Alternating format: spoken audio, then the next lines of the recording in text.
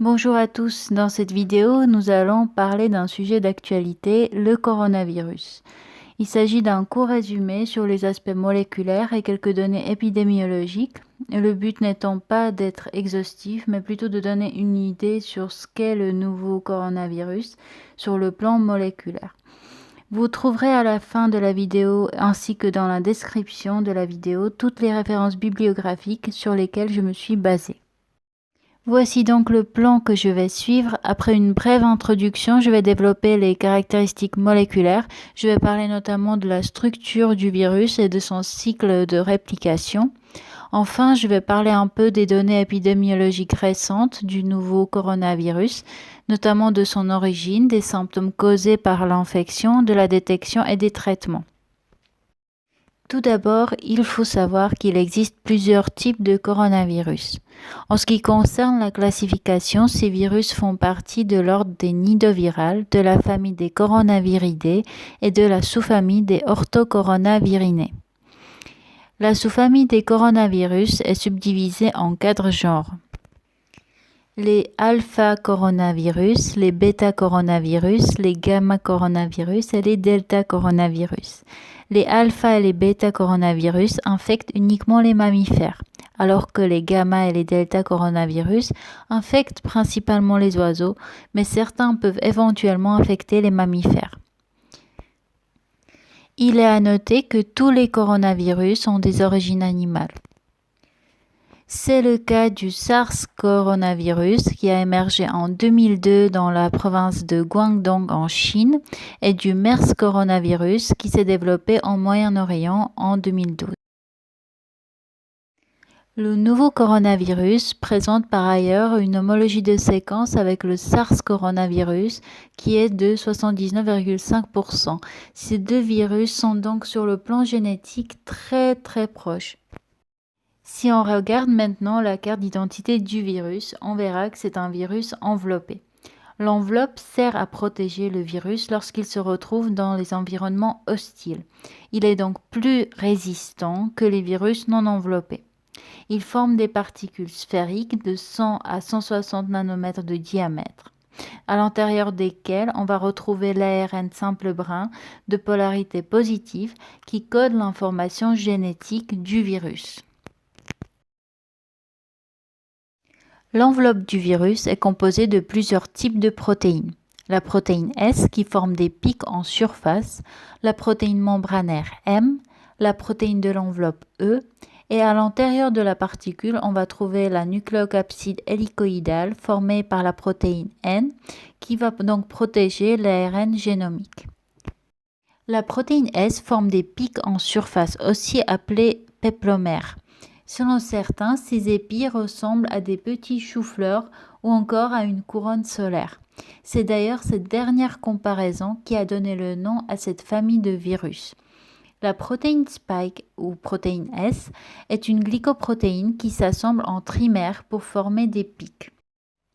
Elle peut être subdivisée en deux domaines. Le domaine S1 qui sert lors de la reconnaissance du récepteur cellulaire et le domaine S2 qui permet la fusion des membranes virales et cellulaires lors de l'entrée du virus. Le domaine S1 du SARS coronavirus et du SARS coronavirus 2 reconnaît spécifiquement une enzyme située au niveau des pneumocytes. Cette enzyme s'appelle ACE2.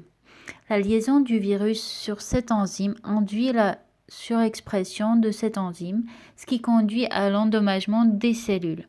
Il a été démontré récemment que cette liaison entre le virus et son récepteur est 10 à 20 fois plus forte pour le nouveau coronavirus SARS-CoV-2 que pour le SARS coronavirus. La protéine membranaire M est le composant le plus abondant de l'enveloppe du virus et son rôle est de maintenir la forme sphérique de l'enveloppe virale. La protéine E est la protéine d'enveloppe.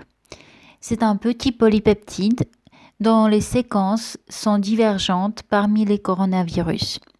Elle est composée d'une séquence N-terminale hydrophile suivie d'une région hydrophobe plus longue et une queue hydrophile en N-terminale qui constitue la majorité de la protéine.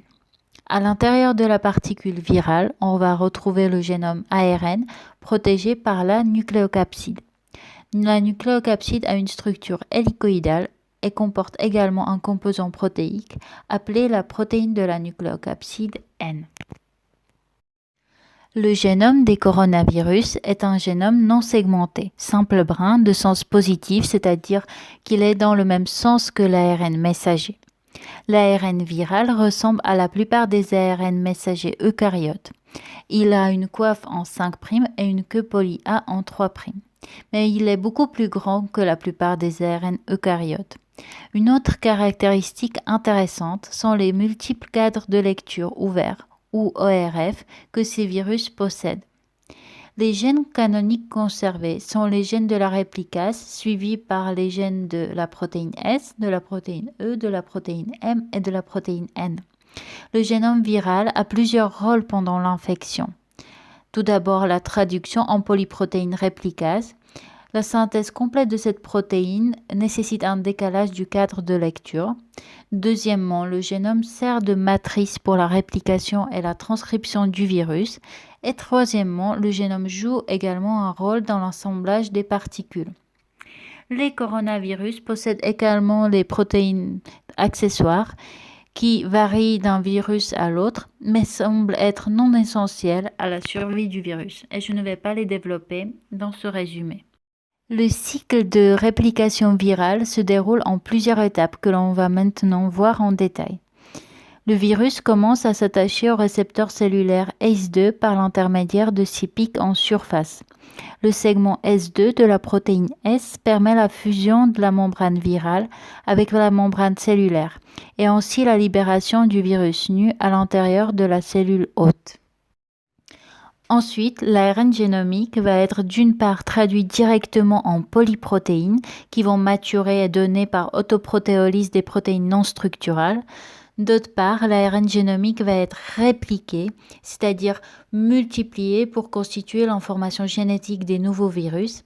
Enfin, il va être répliqué et transcrit pour former des ARN subgénomiques, notés ici ARN-SG, qui vont encoder les protéines structurales N, M, E et S. La protéine N va être directement traduite dans le cytoplasme, alors que les autres protéines structurales vont être traduites au niveau du réticulum endoplasmique.